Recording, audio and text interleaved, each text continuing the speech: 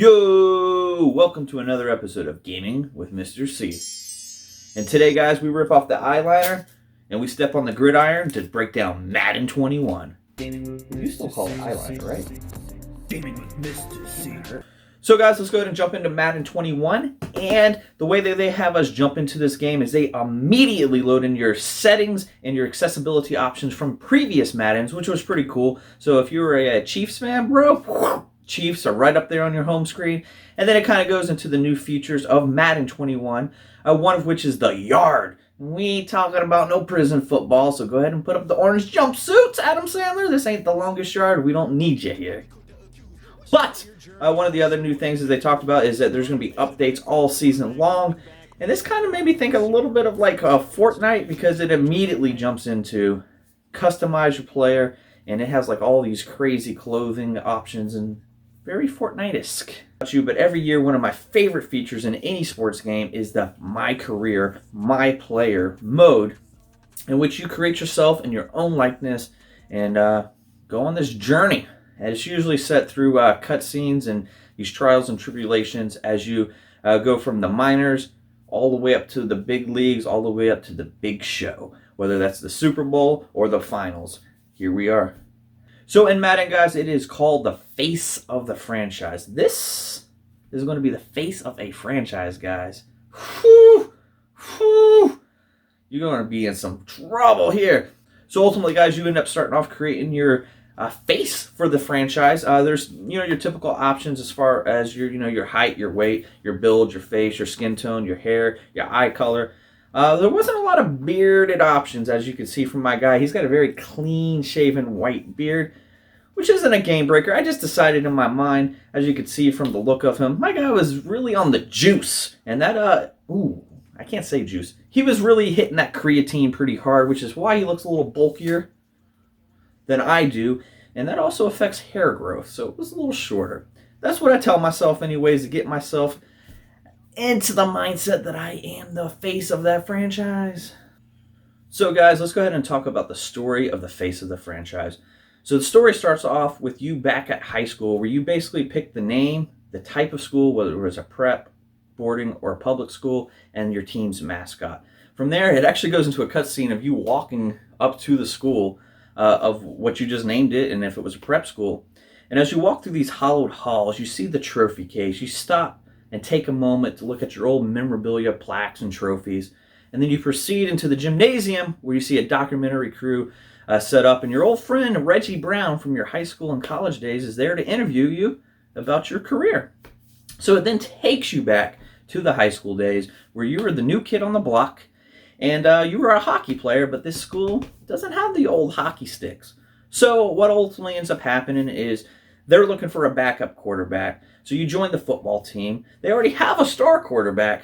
And as the story kind of unfolds, you realize the star quarterback has a heart problem. So you two kind of battle it back and forth through your high school and college days. Pretty boring.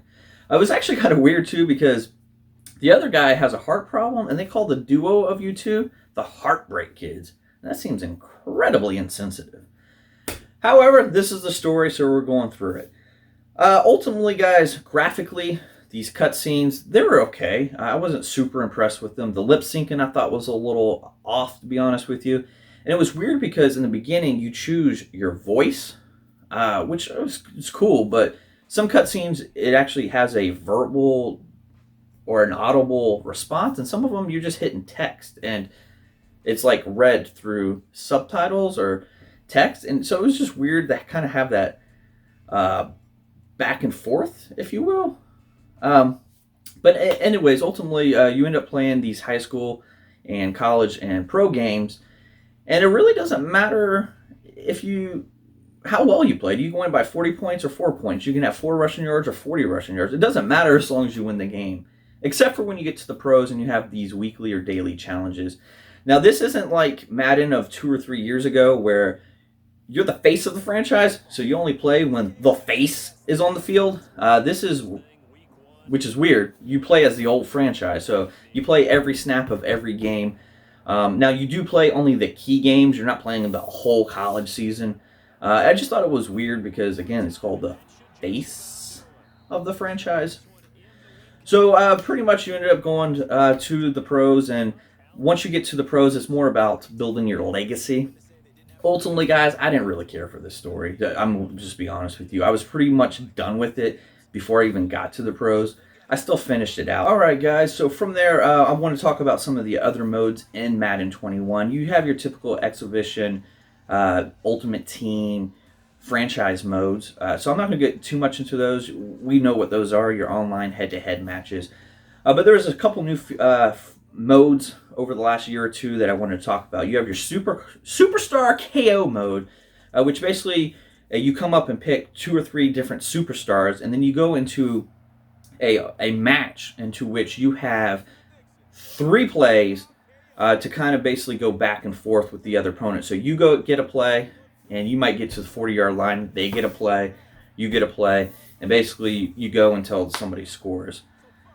Interesting. Not my favorite mode, but it kind of gives you a different type of Madden to play. So I enjoyed it. Again, it wasn't something that I did a whole lot of, but it was well done. Most of my games ended at in overtime and the tug of war, because ultimately it is kind of you know, if you only got 3 plays, you kind of know that there's not going to be a lot of rushing game.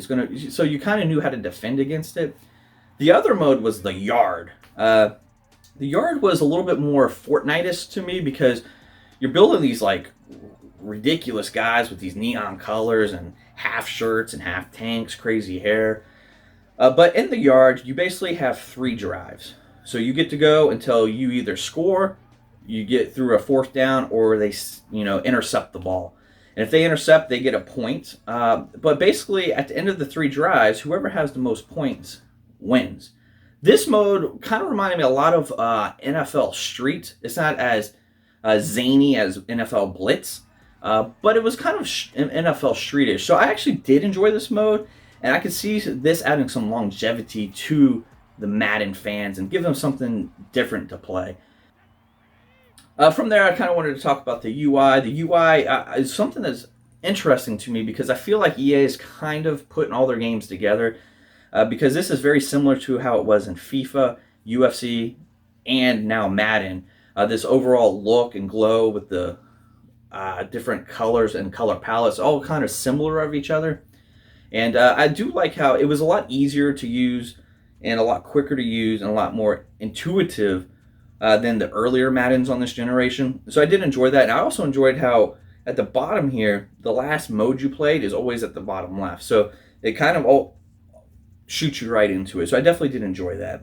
Guys, for my final thoughts on Madden 21, I do want to say this. I'm not the world's biggest football fan. Now, I do watch football. I'm just not going to sit there and do fantasy football. And there's nothing wrong with that. I'm more of a basketball guy.